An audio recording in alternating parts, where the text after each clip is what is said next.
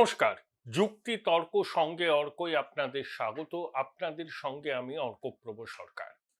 আমরা একটা কথা বারবার বলি যে রাজ্যের আইন শৃঙ্খলা পরিস্থিতি সম্পূর্ণভাবে ভেঙে পড়েছে। আশা জাগলো সুপ্রিম কোর্টের প্রধান বিচারপতির বেঞ্চ তাদের পর্যবেক্ষণ এবং অন্তর্বর্তী আদেশে এই কথাটার উল্লেখ করেছে রাজ্যের আইন শৃঙ্খলা পরিস্থিতি সম্পূর্ণ ভেঙে পড়েছে।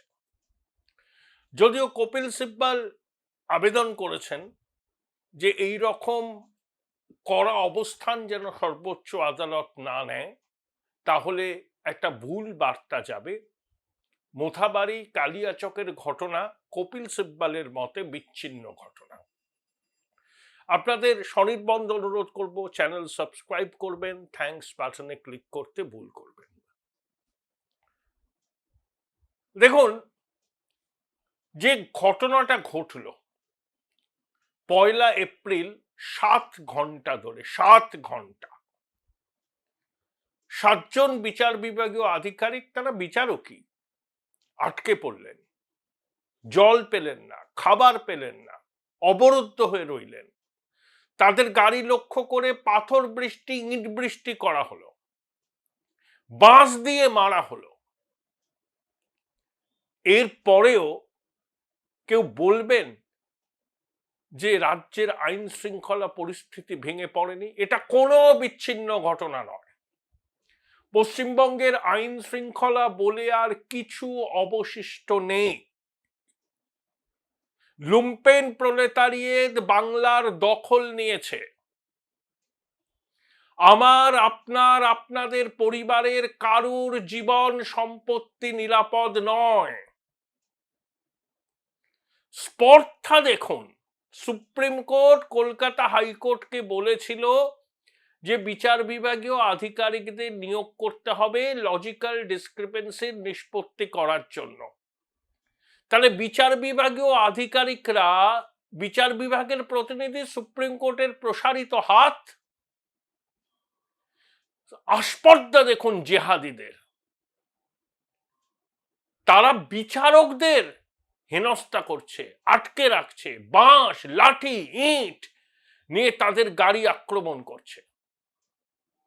কোথায় গেল পুলিশ? প্রধান বিচারপতির বাসভবনে গভীর রাতে মুখ্য সচিব, ডিজিপি দৌড়ে গিয়েছিলেন। মুখ্য সচিবকে নাকি ফোনেও পাওয়া যায়নি। কি করছিলেন আপনি? হাজিরা দিতে হবে, সুপ্রিম কোর্ট বলেছে, শোকজ, এবং একই সঙ্গে সিবিআই বা এনআইএ তদন্ত করবে। জিহাদি ওখানে জিহাদিরা উস্কানি দিয়েছে। তৃণমূল বলছে এটা অরাজনৈতিক প্রতিবাদ। কিসের অরাজনৈতিক প্রতিবাদ? আপনাদের এক প্রার্থী তো ছিলেন ওখানে। লজিক্যাল ডিসক্রিপেন্সির নিষ্পত্তি হচ্ছে সর্বোচ্চ আদালতের নির্দেশে। বিচার বিভাগীয় আধিকারিকরা এই কাজটা করছেন। যাদের নাম বাদ যাচ্ছে তারা অ্যাপিল ট্রাইব্যুনালে আবেদনের সুযোগ পাবেন। 8 সপ্তাহ ধরে অ্যাপিল ট্রাইব্যুনাল চলবে। তার আগে আপনারা গুরুত্বপূর্ণ জাতীয় সড়ক অবরুদ্ধ করে, মানুষকে হেনস্থা করে, বিচার বিভাগের আধিকারিকদের উপর আক্রমণ করে কি বার্তা দিচ্ছেন? কি বার্তা দিচ্ছেন? কেন্দ্রীয় বাহিনী কোথায় গেল? সবকিছু আদালত বলে দেবে, তারপর ঠিক হবে। আইন শৃঙ্খলা বলে এখানে আর কিছু অবশিষ্ট নেই। এটা যেমন একটা চিত্র, আর একটা চিত্র দেখুন। কেন্দ্রীয় স্বরাষ্ট্রমন্ত্রী বিরোধী দলনেতা শুভেন্দু অধিকারীর মনোনয়ন জমা দেওয়ার সঙ্গী হবেন। হাজরা বলে জনসভা হয়েছে। অমিতজি দাবি করেছেন বিজেপি একটা একটা করে 170টা আসনের দিকে এগোচ্ছে। তারপর রোড শো করে যখন সার্ভে বিল্ডিং এর দিকে যাচ্ছেন তারা, তখন দিদিমণির বাড়ির সামনে কেন স্লোগান শাউটিং করবে তৃণমূলের সমর্থকরা? কেন তাদের নিরস্ত করা হয়নি? এ তো প্ররোচনা দেওয়া। সার্ভে বিল্ডিং এর কাছে মাইক বেঁধে আপনি তৃণমূলের প্রচার সঙ্গীত চালাবেন, পায়ে পা লাগিয়ে ঝগড়া করা। কেন্দ্রীয় স্বরাষ্ট্রমন্ত্রী অমিত শাহ ভারতবর্ষের দ্বিতীয় গুরুত্বপূর্ণ ব্যক্তি। তার নিরাপত্তা কতটা নিশ্চয়ই জানে এরা। তা সত্ত্বেও এই বেয়াদবি এরা করলো। কার প্ররোচনায় করলো? মুখ্যমন্ত্রীর বাড়ির অদূরে কেন্দ্রীয় স্বরাষ্ট্রমন্ত্রীর নিরাপত্তা যদি প্রশ্নের মুখে হয়, যদি বিচার বিভাগের আধিকারিকদের নিরাপত্তা নিয়ে প্রশ্ন উঠে যায়, তখন কপিল সিব্বল কোন যুক্তিতে বলেন যে এটা একটা বিচ্ছিন্ন ঘটনা? মেনকা গুরুস্বামী কিভাবে বলেন যে একটা অরাজনৈতিক প্রতিবাদ? লুম্পেনদের নামিয়ে দিয়েছে, জিহাদিদের নামিয়ে দিয়েছে রাস্তায়। এই মোথাবাড়িতে এই ঘটনা ঘটেছিল। ওই শামশেরগঞ্জে রাধা গোবিন্দ দাস, চন্দন দাসকে কিভাবে নৃশংসভাবে কুপিয়ে হত্যা করা হয়েছিল, ওই জিহাদিরা করেছিল। সেই জিহাদিরা আবার পথে নেমেছে। কোনো অবস্থাতেই রাজ্যে নির্বাচন এভাবে করা সম্ভব নয়। যতক্ষণ না এই ইকোসিস্টেমকে সম্পূর্ণ আপনি বদল করতে পারবেন, ততক্ষণ পর্যন্ত কোনো অবস্থাতেই অবাধ, নিরপেক্ষ, শান্তিপূর্ণ নির্বাচন করা সম্ভব নয়। কমিশনকে বুঝতে হবে, সর্বোচ্চ আদালতকে বুঝতে হবে, রাষ্ট্রপতি শাসন হচ্ছে একমাত্র বিকল্প, একমাত্র বিকল্প। যদি পশ্চিমবঙ্গের নির্বাচনকে গণতন্ত্রের উৎসবে পরিণত করতে হয়, এই দিদিমণির এই পেটোয়া আধিকারিকদের যদি ঠিক রাস্তায় আনতে হয়, আইনের রাস্তায় আনতে হয়, একমাত্র উপায় হচ্ছে লোকভবন থেকে আগামী দিনের প্রশাসন পরিচালনা করতে হবে, অন্তত আগামী 6 মাস। তাহলে দেখবেন সিধে হয়ে যাবে। জেহাদিরা হয় দেশ ছেড়ে পালাবে, নয় গর্তে ঢুকে যাবে। আমি আসপর্দা দেখে চমকে যাচ্ছি। দিদিমণি কিন্তু উস্কানি দিয়েছিলেন, মনে আছে? বিধানসভার ভিতরে বলেছিলেন, ধর্মতলার সভা মঞ্চ থেকে বলেছিলেন, একটা কমিউনিটি যদি একজোট হয় 13টা বেজে যাবে। সামলাতে পারবেন তো? ক্রোনোলজি গুলো বুঝুন। তারপরে মা বোনেদের বললেন হাতা খুন্তি নিয়ে বেরিয়ে এসে বুথ রক্ষা করুন, কেন্দ্রীয় বাহিনীকে প্রতিরোধ করুন। কেন্দ্রীয় বাহিনী যেন কোনো বিদেশি সৈন্যবাহিনী,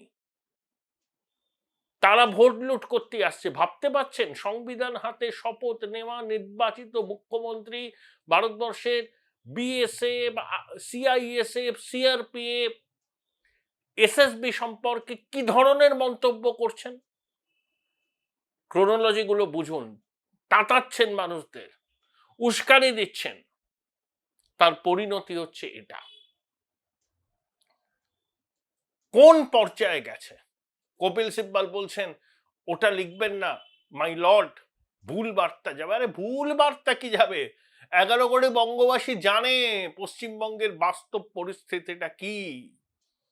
বোলপুর শহরের কোলাহল থেকে মাত্র 20 মিনিট দূরেই রয়েছে সুন্দর রিসর্ট, যেখানে পেয়ে যাবে স্পেশিয়াস আর এস্থেটিক্যালি ডিজাইন রুম। তোমরা যারা গ্রুপে যাও তাদের জন্য আছে কমফোর্টেবল গ্রুপ স্টে অপশন, আর কাপলদের জন্য রয়েছে লাক্সারিয়াস সুইট রুম, তার উপর আবার ফ্ল্যাট 10% অফ। এখানে প্রকৃতির মাঝে তোমরা পেয়ে যাবে একটা সুন্দর সুইমিং পুল, ছোটদের জন্য প্লে এরিয়া আর একটা এস্থেটিক সেলফি কর্নার। প্রপার্টিটা পুরোটাই পেট ফ্রেন্ডলি, আর এখানে আছে অনেক কিউট ছোট ছোট র্যাবিটস। সকালের ব্রেকফাস্ট থেকে ডিনার পর্যন্ত পেয়ে যাবে একদম হোমলি কমফর্ট ফুড, যা এক কথায় অসাধারণ। বেঙ্গলি কুইজাইনের সাথে সাথে পেয়ে যাবে চাইনিজ আর নর্থ ইন্ডিয়ান অপশন। বিকেলে বনফায়ারের আলো, বন্ধুদের সাথে আড্ডা আর খোলা আকাশের নিচে গ্রাম বাংলার হাওয়া, পুরোটাই এক অপরূপ অনুভব। তাহলে বলো তোমরা কবে প্ল্যান করছো এই পিসফুল এসকেপটা? And don't forget to follow miss cupcake for more such travel updates. এখানে আইনের শাসন নেই, এখানে শাসকের আইন আছে। সে কবে জগদীপ ধনকড়ি শব্দবন্ধটা ব্যবহার করেছেন। বহু ব্যবহারে এটা ক্লিশে হয়ে গেলেও এটা বাস্তব। আইনের শাসন নেই, বঙ্গেশ্বরীর শাসন আছে। এবং এই বঙ্গেশ্বরী দেশের সংবিধান মানবেন না, নির্বাচন কমিশনকে মানবেন না, কেন্দ্রীয় বাহিনীকে গালমন্দ করবেন, তিনি শুধু ভোট কুড়াবেন, উস্কানি দেবেন। সবকিছুর একটা সীমা আছে। নির্বাচনের সময় কি হবে বুঝতে পারছেন? বাংলার পরিস্থিতি, একটা মনোনয়নপত্র জমা দেয়াকে কেন্দ্র করে যদি হাতাহাতির উপক্রম হয়, সেখানে কেন্দ্রীয় স্বরাষ্ট্রমন্ত্রী অমিত শাহ উপস্থিত, বিরোধী দলনেতা উপস্থিত, সব জেট প্রোটেক্টিভ, অ্যালাউ করলো কি করে প্রশাসন? এটা তো প্ররোচনা দেওয়া। তৃণমূলের কি উচিত ছিল? ঠিক আছে, ওনারা সভা করছেন, রোড শো করে মনোনয়ন জমা দেবেন, ঠিক আছে দেবেন, আমরা ওদিন কোনো কর্মসূচি করব না। আপনি পায়ে পা লাগিয়ে ঝগড়া করবেন, আপনি স্লোগান শাউটিং করবেন, সার্ভে বিল্ডিং এর কাছে মাইক লাগিয়ে দলের প্রচার সঙ্গীত বাজাবেন, এ তো পায়ে পা লাগিয়ে ঝগড়া করা, এ তো প্ররোচনা দেওয়া। যদি একটা অনভিপ্রেত ঘটনা ঘটেছে তো তার দায় কে নিত? পরিস্থিতি যেদিকে গড়াচ্ছে, কোনো অবস্থাতেই অবাধ শান্তিপূর্ণ নির্বাচন সম্ভব নয়। লিখে রাখুন আমার এই কথা, আপনারা আমার সঙ্গে সহমতি পোষণ করবেন। নির্বাচন কমিশনের সদিচ্ছার কোনো অভাব নেই, তারা চেষ্টাও করছে, কিন্তু এমন একটা ইকোসিস্টেম এখানে রয়েছে, DG, chief secretary, home secretary, commissioner তো নির্দেশ দেবেন, পালন করবেন যারা, তাদের একটা সিংহভাগ ভীষণ অনুপ্রাণিত। তাহলে এই ইকোসিস্টেমটাকে ভাঙতে হবে, তবেই দেখবেন ল্যাজ তুলে পালাবে জিহাদিরা। এই এনআইএ তদন্ত হয় না, তখন দেখবেন এর পিছনে কারা আছে, ওই কালিয়াচকে মোথাবাড়িতে এদের এতটা স্পর্ধা যে বিচার বিভাগের আধিকারিকদের আটকে রাখে 7 ঘন্টা, তার মধ্যে 3 জন মহিলা। প্রতিকার করতেই হবে, এভাবে নির্বাচন করা সম্ভব নয়। সুপ্রিম কোর্ট আজকে বুঝেছে যে তাদের নিযুক্ত আধিকারিক, তারা সুপ্রিম কোর্টের প্রসারিত হাত, তারাও দিদিমণির রাজত্বে সেফ নয়। দিদিমণি বলছেন আমি কি করব, আমার সব কেড়ে নিয়েছে কমিশন। কেউ নাকি দিদিমণির কথা শুনছে না, বিশ্বাসযোগ্য নয়। শান্তনু সিনহা বিশ্বাসের মতো অনুপ্রাণিত আধিকারিক আছেন, পুলিশের অনেক নিচুতলার আধিকারিক আছেন ভীষণ রকম অনুপ্রাণিত, পুলিশ ছাড়া তৃণমূলে কিছু নেই। তাহলে কি করে দিদিমণির বাড়ির সামনে জড়ো হওয়া তৃণমূলের কর্মীরা স্লোগান শাউটিং করেন, যখন কেন্দ্রীয় স্বরাষ্ট্রমন্ত্রী যাচ্ছেন মিছিল করে, রোড শো করে, সার্ভে বিল্ডিং এ নমিনেশন জমা দেওয়ার জন্য শুভেন্দু অধিকারীকে সঙ্গী হচ্ছেন? কেন কেন তাদেরকে অ্যালাউ করা হলো? কেন সার্ভে বিল্ডিং এর সামনে মাইক বেঁধে দলীয় প্রচার সঙ্গীত বাজানো হলো? অন্যদিন বাজাতেন। পায়ে পা লাগিয়ে ঝগড়া করবেন, প্ররোচনা দেবেন, অশান্ত করার চেষ্টা করবেন। একমাত্র বিকল্প রাষ্ট্রপতি শাসন। রাষ্ট্রপতি শাসন জারি না হলে পশ্চিমবঙ্গের ভোট, নির্বাচন কমিশনের যত সদিচ্ছা থাকুক না কেন, কোনো অবস্থাতেই সুষ্ঠু, অবাধ, নিরপেক্ষ হবে না। এটা 16 আনার উপর 18 আনা সত্যি।